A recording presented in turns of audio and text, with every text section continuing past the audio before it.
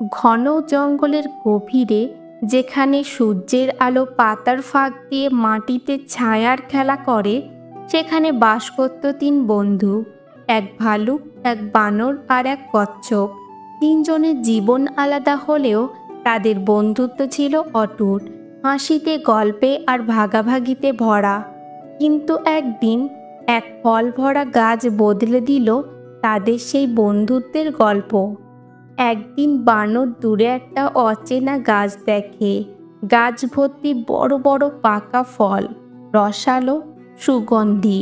সে আনন্দে গাছে উঠে খেতে শুরু করে, আর কিছু ফল নিয়ে আসে তার প্রিয় বন্ধু ভালুক আর কচ্ছপের জন্য। ভালুক ফল খেয়ে খুশিতে বলল, ওরে, এত মিষ্টি ফল আমি জীবনে খাইনি। কিন্তু সেই খুশির আড়ালেই জন্ম নিল এক লোভ। তার মনে ভাবনা, এই গাছ যদি কেবল আমার হতো। পরদিন ভোরে বানর ও কচ্ছপ আসার আগেই ভালুক গাছের পাশে গিয়ে বসে রইল।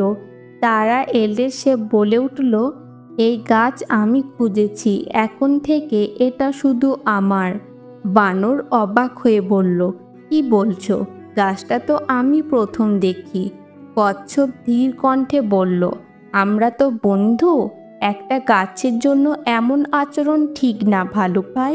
কিন্তু লোভে অন্ধ ভালুক তাদের ধমকে তাড়িয়ে দিল। বন্ধুদের কথা সে আর শুনল না। ভালুক জানতো না গাছটা আসলে এক বৃদ্ধের। ফল চুরি ঠেকাতে বৃদ্ধ আগে থেকেই ফাঁদ পেতেছিলেন। ভালুক যখন গাছে উঠল, তখনই গুঞ্জন উঠল, ভন ভন ভন। মৌমাছির দল ঝাঁপিয়ে পড়ল তার ওপর।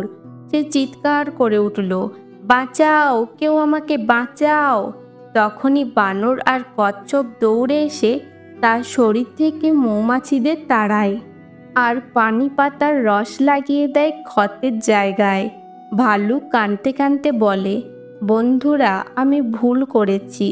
লোভ আমাকে অন্ধ করে দিয়েছিল, আমাকে ক্ষমা করো। কচ্ছপ শান্ত গলায় বলল, ভালোবাসা ভাগ করলে তা বাড়ে, কিন্তু লোভ করলে সব কিছু ধ্বংস হয়ে যায়। সেই দিন থেকে ভালুক বদলে গেল। সে আর কখনো লোভ করেনি। তাদের বন্ধুত্ব আবার ফিরে পেল আগের সেই মিষ্টি রং। বিশ্বাস, সহানুভূতি আর ভালোবাসায় ভরা এক বন্ধন। বন্ধুরা, মনে রেখো, জীবনে যাই পাও তা ভাগ করে নিতে শিখো, কারণ ভাগাভাগির মধ্যেই লুকিয়ে থাকে প্রকৃত সুখ। গল্পটি ভালো লেগে থাকলে লাইক, শেয়ার আর সাবস্ক্রাইব করো তোমাদের প্রিয় চ্যানেল গল্পের উঠোনে।